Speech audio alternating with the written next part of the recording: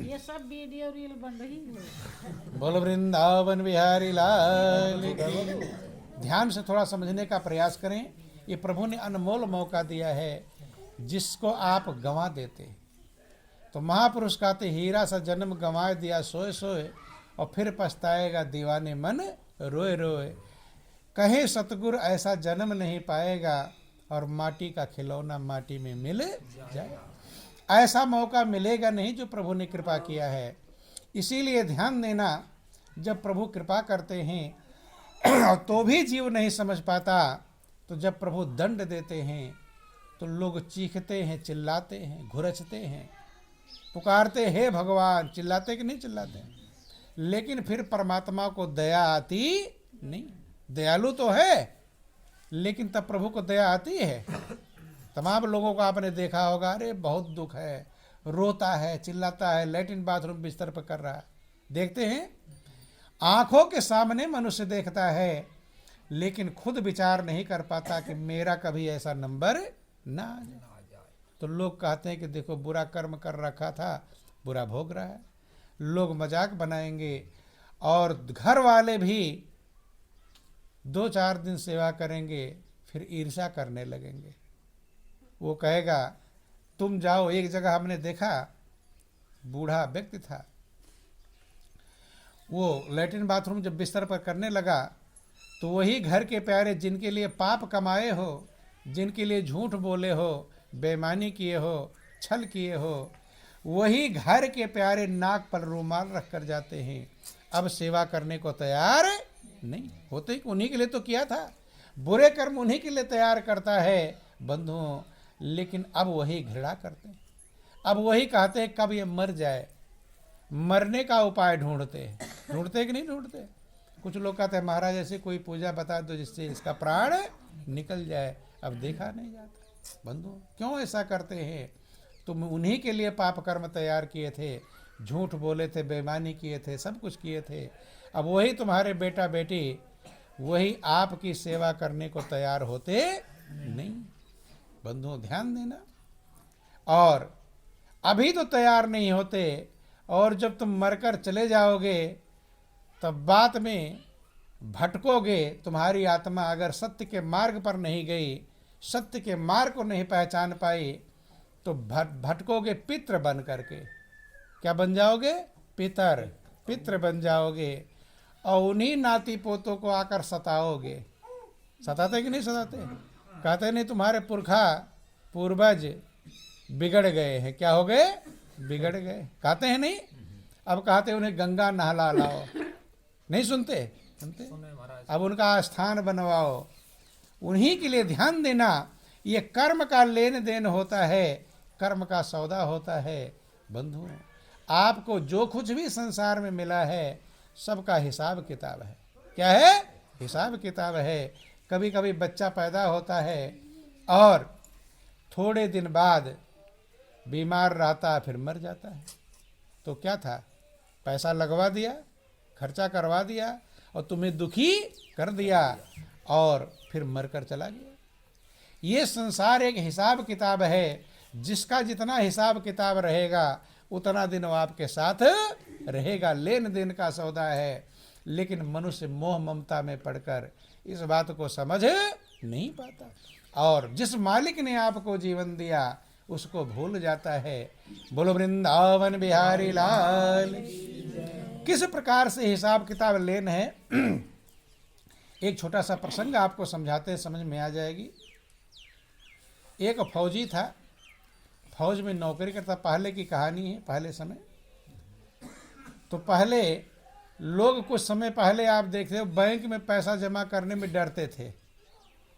Bank में जैसे पैसा जमा करना है तो डरते थे, ले लेगा पता नहीं लौटाएगा कि नहीं। अब तो लोगों को पक्का हो गया, लेकिन पहले के लोग घर में गाड़ते थे, नहीं गाड़ते थे। गाड़ में खोद कर मिलता है कि नहीं मिलता? खोदते हैं जब घर खोदाई होती है। डरते थे पता नहीं हम दे दें और फिर ये लौटावे कि ना लौटावे। तो फौजी फौज में नौकरी करता था, तो जहाँ पर रहता था उसके आसपास में कोई दुकानदार था। अब दुकान से जो भी सामान लेता था, तो धीरे धीरे दुकान वाले से मित्रता सी बन गई, और उसने विचार किया कि ईमानदार है, सच्चा है, तो जो वेतन मिलता था अपने खर्च का रख लिया और उसी फौजी के पास, उसके दुकानदार के पास जमा करता कि भाई जब मैं घर जाऊंगा तब लेता जाऊंगा। पहले की व्यवस्थाएं थी जब बैंक वैंक ज़्यादा नहीं चलते थे, उसी के पास उसके घर पर रख जाता। तो धीरे धीरे धीरे पैसा ज़्यादा बढ़ गया। क्या बढ़ गया? ज़्यादा। अब उस फौजी के बेटी की शादी थी। अब सोचा कि इकट्ठा तो है ही, जब जाऊंगा तो यहाँ से पैसा लेता जाऊंगा। और ज़्यादा पैसा, ज़्यादातर जो ईर्ष्या द्वेष होता है, लड़ाई झगड़ा, किसके कारण से? ज़्यादा पैसा, पैसे के कारण से ज़्यादा झंझट होता है। महापुरुष कहते झगड़े के कारण 3, जर, जोरू और जमीन। ज़्यादा लड़ाई किसके कारण होती है? जर माने धन, और जोरू माने स्त्री, और जमीन माने जमीन। जानते हैं इन्हीं ये लड़ाई की जड़ है। क्या है? इनके कारण ज़्यादा लड़ाइयाँ होती हैं। अब धन जब ज़्यादा उसके पास हो गया, तो जब वो 2-4 दिन गांव जाने के लिए टाइम रहा, तो उसने सेठ से कहा, उस दुकानदार से, कि भाई अब मेरी लड़की की शादी है, अब जो पैसा तुम्हें दिया हूँ तो हमें दे देना और मैं जाऊँगा, शादी विवाह निपटाऊँगा। अब उसकी नीयत में क्या आ गया? खराबी आ गई दुकानदार के। अब वो कह रहा पैसा, कैसा पैसा? सीधे वो अकड़ गया, कैसा पैसा? अब वो चौंक गया, कहते मैं रोज़ रोज़ हर महीने जो तुम्हारे यहाँ जमा करता हूँ, वो कैसा पैसा कह रहे हैं कि मुझे तो कोई पैसा नहीं दिया तुमने।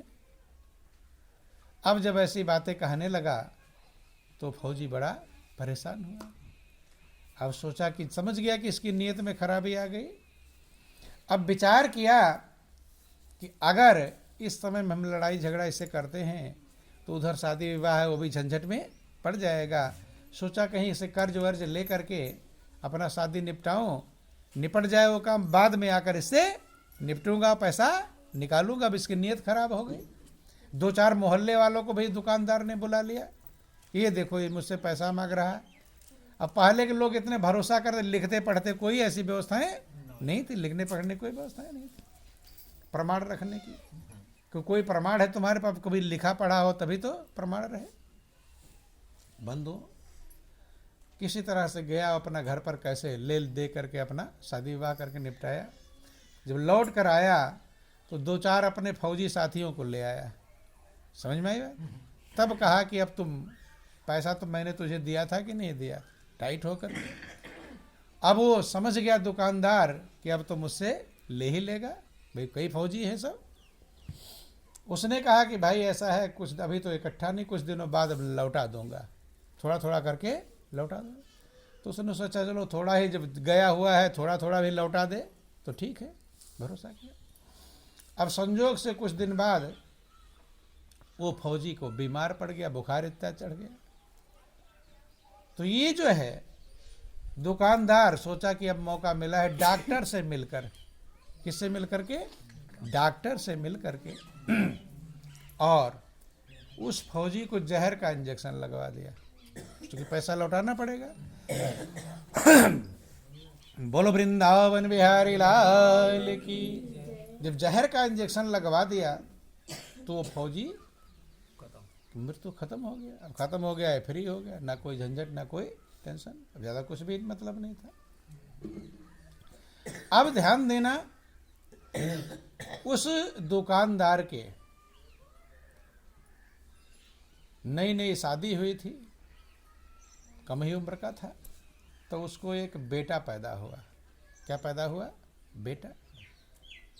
जब बेटा पैदा हुआ और वो डॉक्टर भी कुछ दिन बाद मृत्यु हो गई उसकी, जिसने इंजेक्शन लगाया था। बेटा पैदा हुआ तो वो बेटा शुरू से ही बीमार रहने लगा। क्या रहने लगा? बीमार। अब बीमारी में, इलाज में उसका पैसा खर्च होने लगा। जब खर्च होने लगा, बीमार करते करते ठीक, कितना उपाय कर लिया, ठीक नहीं हुआ। अब कुछ समय बाद उसकी जब बड़ा हुआ तो उसकी शादी भी कर दिया। जब शादी भी हो गई तो इतना बीमार रहने लगा कि बाप, वो जो दुकानदार था, अपने बेटे के मोह के कारण दुखी ही रहने लगा, और जितना पैसा घर का था वो सब धीरे धीरे उसकी बीमारी में खत्म हो गया। बहुत दुखी है। 1 रुपया बचा हुआ था। जब 1 रुपया बचा था, अब सोचा इसका इलाज क्या करूं, तो किसी झाड़ फूंक वाले के पास चला जाओ। कोई झाड़ फूंक पास में होगा, 1 रुपया लेता होगा झाड़ने फूंकने का। अब उसके पास जब जाने लगा तो कहा कि बेटा अब क्या करूं, तेरी बीमारी जब से तू पैदा हुआ है, तो मैं तो बहुत बड़ा सेठ था। क्या था? सेठ था। लेकिन धीरे धीरे धीरे धीरे ऐसी नौबत आ गई कि अब 1 रुपया बचा हुआ है, और आज झाड़ फूंक वाले के पास दे दूंगा, वो भी खत्म। तब वो बच्चा हंसा, लड़का जिसकी शादी हो गई थी, वो हंसा।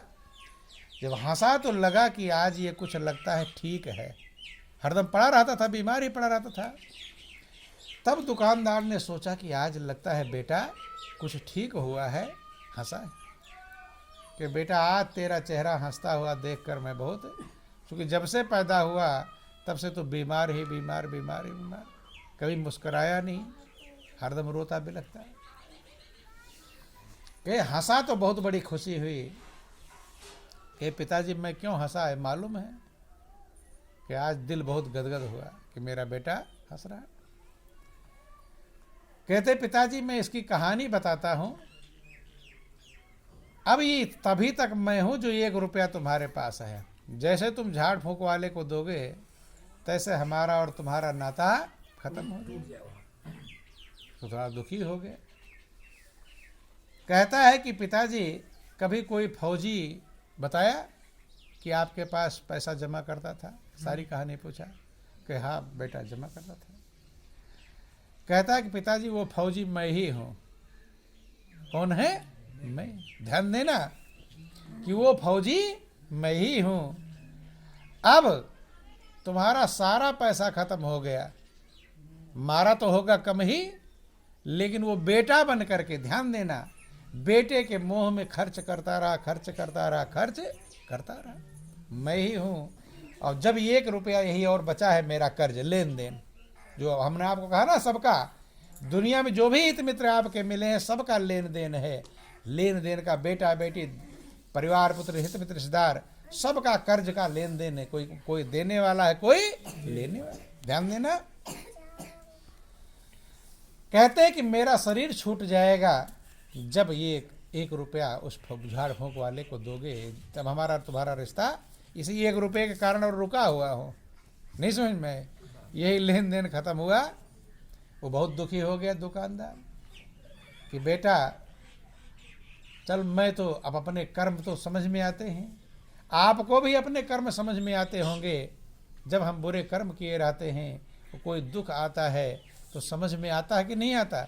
समझ में आता है कि मैंने क्या क्या किया था। किसी जो भाग्यशाली होता है, जो समझ करके और फिर सही बन जाए, वो भाग्यशाली है।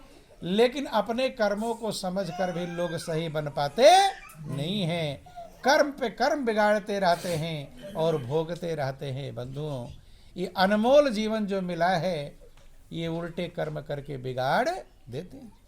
वो कहा बेटा मेरी तो गलती है कि मैंने उसकी लड़की की शादी थी, सोचो अगले के लड़की की शादी है और तुम उसका पैसा मार रहे हो, कितना दुख हुआ होगा।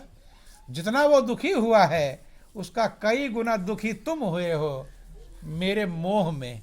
नहीं, बेटे के मोह में दुखी होते कि नहीं होते? मोह के कारण दुखी होते हैं। कहते बेटा मैं तो समझ गया मेरी गलती है और मैंने ये दुख भोग रहा हूँ, लेकिन इस बेचारी बहू जो नई नई शादी होकर आएगी, जब तुम मर जाओगे तो ये विधवा हो जाएगी, इसकी क्या गलती है? जब मेरा जानते हो तो इसका भी जानते होगे। वो ज्ञानी था। उसने कहा कि पिताजी ये जो तो बहू तुम्हारा है ये वही डॉक्टर है। कौन है? डॉक्टर, जिसने तुमसे पैसे लेकर मुझे जहर का इंजेक्शन लगाया था। अब ये मुझे मार डाला था जहर लगा करके, अब ये विधवा हो जाएगी, वही मेरी पत्नी बनी है। जो डॉक्टर था, जो डॉक्टर जहर का इंजेक्शन लगा, वो क्या बना? उसकी पत्नी, उसका भी कर्जदार। अब ये जिंदगी भर विधवापन झेलती रहेगी और दुख उठाती रहेगी, और जैसे वो 1 रुपया वहाँ दिया तैसे उसकी मृत्यु हो गई, बंद हो गई। तो ये संसार, महापुरुष कहते हैं, ये संसार हाट बनिए का सब जग सौदा लायो, और चातुर माल चौगुना कीन्हा, और मूर्ख मोल गंवायो। भजन बिना बावरे तैने हीरा सा जन्म गंवायो। जो जिसका कर्ज लेन देन है वो तो तुम्हें पूरा करना ही पड़ेगा। रो कर करो चाहे हंस कर करो, ये तो करना पड़ेगा। लेकिन जिस मालिक ने सुंदर जिंदगी दिया है, जो कर्म से बंधन से छूटने के लिए मौका दिया है, अगर इसी के साथ उसे संभाल लोगे तब आपका ये कर्जा भी उतर जाएगा और आपकी आत्मा आनंद के भंडार परमात्मा के चरणों में लगकर प्रभु के सहारा पा करके आनंद मग्न हो जाएगी। क्योंकि अगर आप प्रभु का सहारा नहीं पाए, ध्यान देना, एक दिन जब आप आए थे इस दुनिया में तो खाली हाथ आए थे, इसमें खाली हाथ आए थे, अकेले आए थे, वहाँ कोई संगी साथी। जब आप गर्भ में उल्टे लटके थे, हैं, पास से मलमूत्र की धाराएं बहती थी, गोता लगाते थे, प्रार्थना करते थे, हे प्रभु इस नर्क से बाहर करो, मैं आपका भजन करूंगा, मैं आपको भूलूंगा नहीं। किसको पुकारते थे? माता पिता, भाई बंधु, कुटुंब परिवार, किसी को नहीं, एक मालिक को पुकारते थे कि हे प्रभु अब मेरा कोई सहारा नहीं। महापुरुष कहते हैं, लेकिन फिर भी यहाँ संसार की मोह ममता के आकर उसे भूल जाते। जो कर्तव्य ड्यूटी है निभाओ, लेकिन उस मालिक को संभाल करके। बोल वृंदावन बिहारी लाल की, उमापति महादेव। अरे माला क्यों न फेरे रे बंदे हरि के नाम की, माला क्यों न फेरे रे बंदे हरि के नाम की। माटी में मिलेगी तेरी काया चाम की, माटी में मिलेगी तेरी काया चाम की।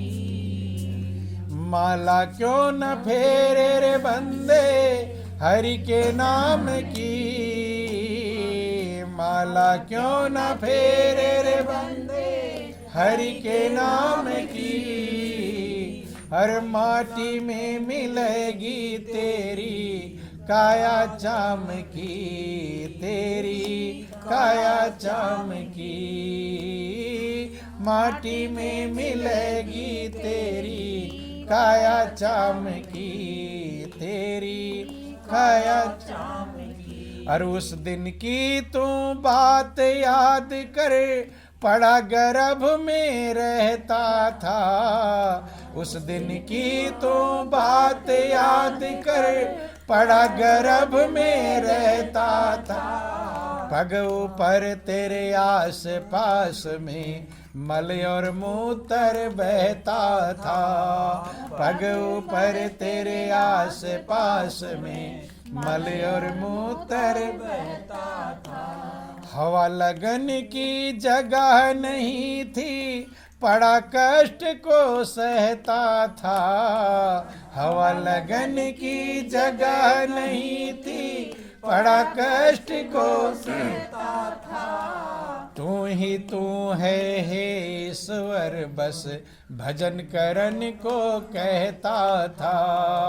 तू ही तू है हे ईश्वर, बस भजन करन को कहता था। हर गर्भवास से बाहर कीना, माया घन श्याम की। गर्भवास से बाहर कीना, माया घन श्याम की। माटी में मिलेगी तेरी काया चाम की, माटी में मिलेगी तेरी काया चाम की।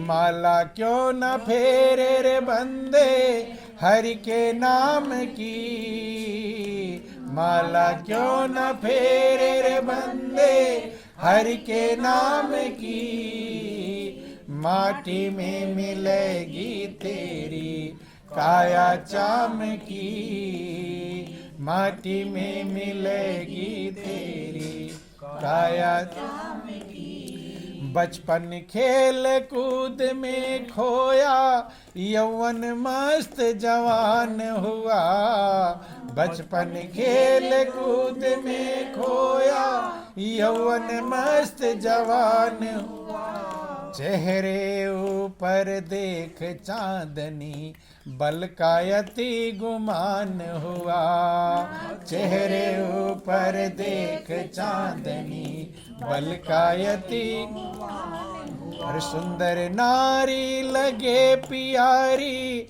हसरत में गलतान हुआ, सुंदर नारी लगे प्यारी हसरत में गलतान हुआ, उम्र बिताए दई विषय भोग में न भजन करन का ध्यान हुआ, उम्र बिताए दई विषय भोग में न भजन करन का, और बुरे काम कर सारी बुराई ले लई गाम की, बुरे काम कर सारी बुराई ले लई गाम की, माटी में मिलेगी तेरी काया चाम की, माटी में मिलेगी तेरी काया चाम की। आया बुढ़ापा लही लकड़िया अखियन आगे रात लगे,